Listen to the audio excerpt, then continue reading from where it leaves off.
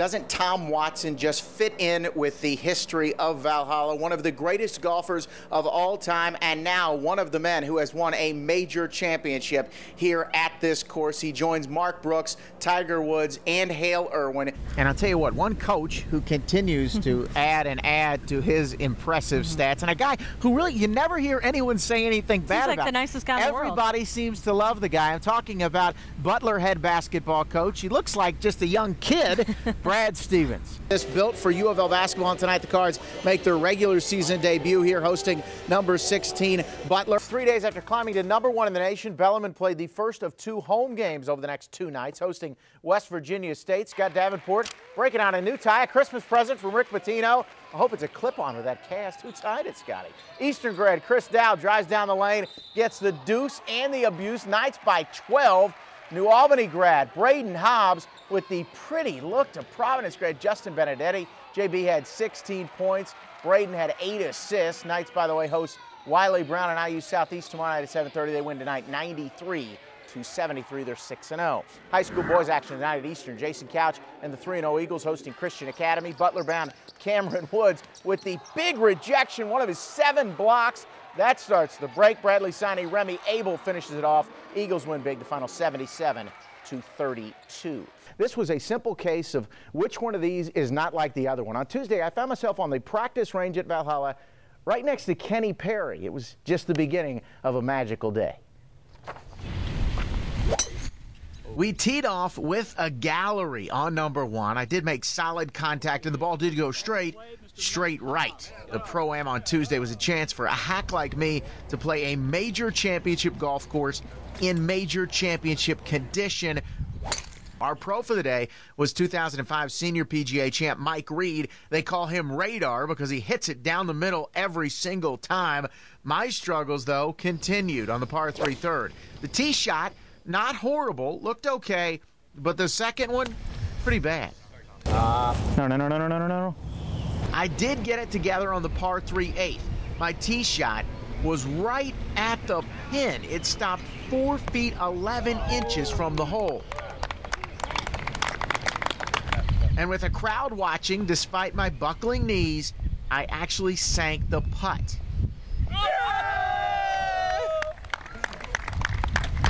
After the round, I caught up with myself. This little downhill putt just knocked it straight in for the birdie. That was the highlight.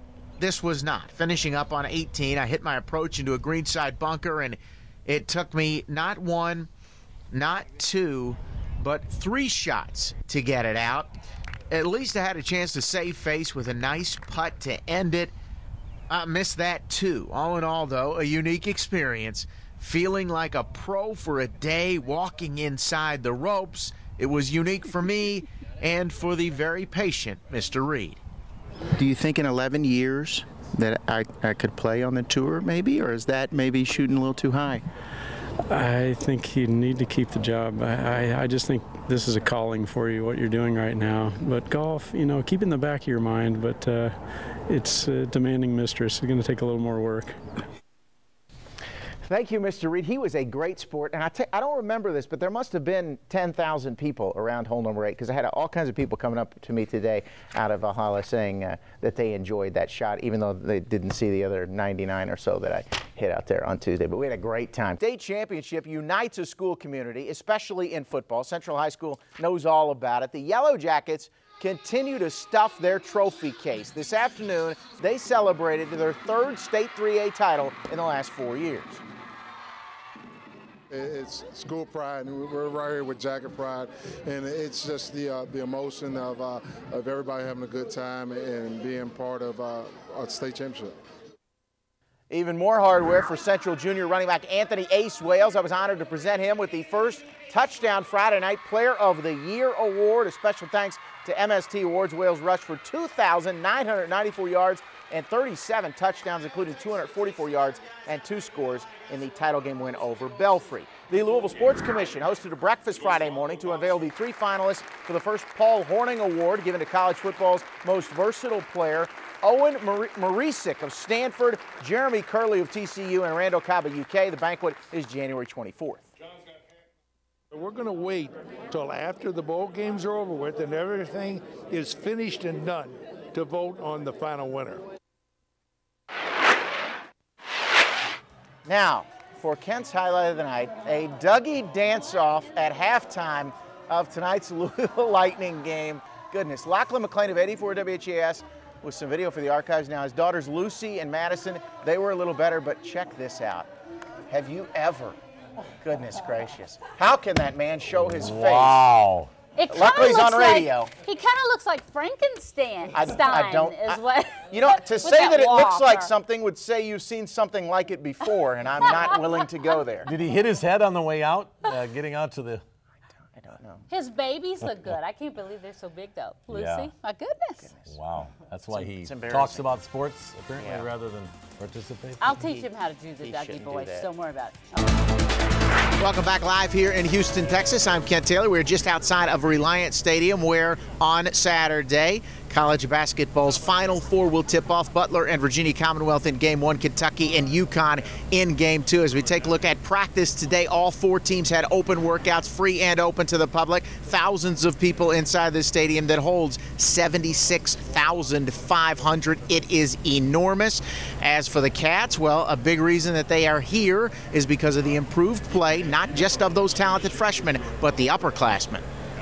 We struggled early in SC play, all three of us. You know, there were some games where we would all score some points, but we weren't consistent about it like we are the last month and a half. Can you believe that Josh Harrelson and DeAndre Liggins have led the Cats to the Final Four, something that Chuck Hayes and Patrick Patterson could not do? They both play for the Houston Rockets here in town. Our Kendrick Haskins caught up with both of them earlier today.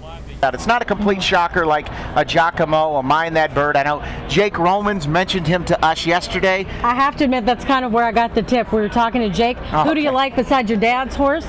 And he said, I like Animal Kingdom. He's been looking good on the track. He's a 15-year-old kid who carries around a bunch of cash, I guess, and he knows his way around the racetrack, too. Jack Conway mentioned him this afternoon, too. The thing that scared me was the fact that he had never run on dirt. Let's go to our handicappers. They're over in the paddock now. They've moved down. Mike Hartnett and Caden Bradar. Kent Taylor with Prime News affiliate WAVE. All right, Kent, let's start with you. You're on the ground there. Let's go back 6 years. What do we know about that night beyond what I've said?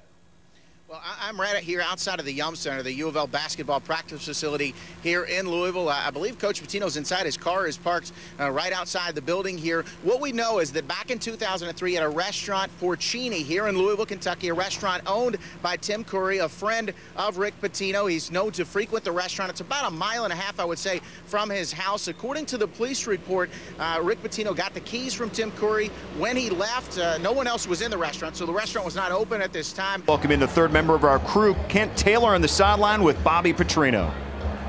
Coach Bobby Petrino, 29-8 in his first 3 seasons here, getting ready to start the 4th. And how's the spring been so far for you? It's been good. We've learned a lot about our players. They've learned a lot about themselves. We get to come out tonight and compete and have some fun. And we're still working on the depth chart, see who's going to be the starters when we come back in August. But this should be a lot of fun tonight.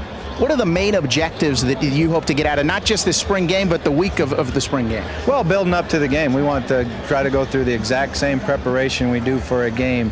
You know, even today it was new for some of the transfers and the freshmen of how you go and eat dinner, what you do in the locker room, and then how you take the field. So leading up to the game is important, and then tonight we want to see execution. We want to see them playing with great effort and doing what they're coached to do.